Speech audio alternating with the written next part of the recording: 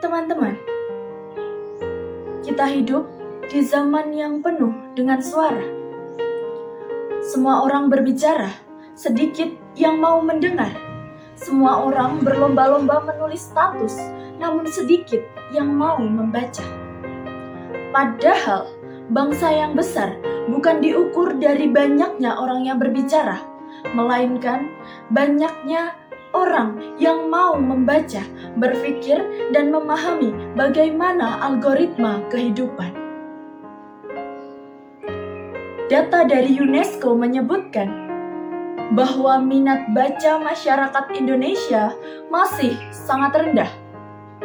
Di sana disebutkan bahwa hanya ada 1 dari 1.000 orang di Indonesia yang benar-benar memiliki minat dalam membaca.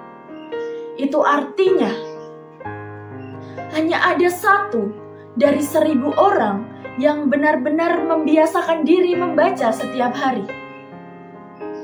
Sementara dalam sehari, kita bisa menggunakan gawai untuk menyusun berbagai cerita-cerita di media sosial. Kita sibuk membaca gosip, tapi lupa membaca gagasan. Kita rajin membaca komentar, tetapi malas membaca karya. Apakah ini akan terus terjadi? Bangsa yang lebih hafal rumor daripada rumus-rumus kehidupan. Lebih percaya desas-desus daripada data valid yang disajikan. Membaca bukan sekedar membuka buku, tetapi juga membuka pikiran kita. Membaca bukan sekedar mencari tahu, tetapi berani mempertanyakan. Ketika kita membaca, kita melawan kebodohan, kita melawan kebisingan, kita melawan tipu daya. Karena yang tidak membaca akan mudah percaya, dan yang mudah percaya akan mudah dikendalikan. Teman-teman, literasi bukan hanya sebuah gaya. Literasi bukan hanya tugas guru, tapi itu adalah bagian dari tanggung jawab setiap warga negara yang ingin negaranya maju dan dapat berdaya saing. Mulailah dari hal yang sederhana. 1 halaman dalam 1 hari, 1 buku dalam 1 bulan, 1 ide yang dibagikan pada banyak orang. Marilah kita ajak adik kita membaca cerita rakyat. Mari kita ajak teman-teman berdiskusi tentang buku.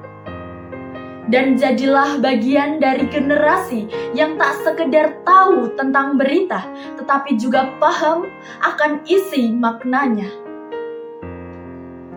Karena bangsa yang membaca adalah bangsa yang tak mudah dipermainkan.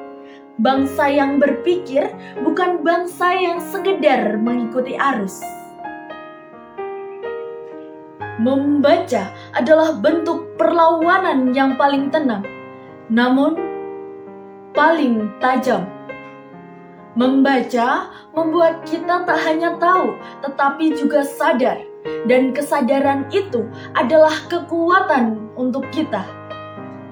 Jadi, sebelum jari kita memulai komentar, sebelum mulut kita berdebat tanpa dasar, mari kita mulai dulu dengan membaca. Mari kita buktikan bahwa generasi digital bisa juga menjadi generasi yang literat, generasi yang cerdas, kritis, dan berdaya saing tinggi. Saya, Iin Nashroha Dewi Setiawati, terima kasih.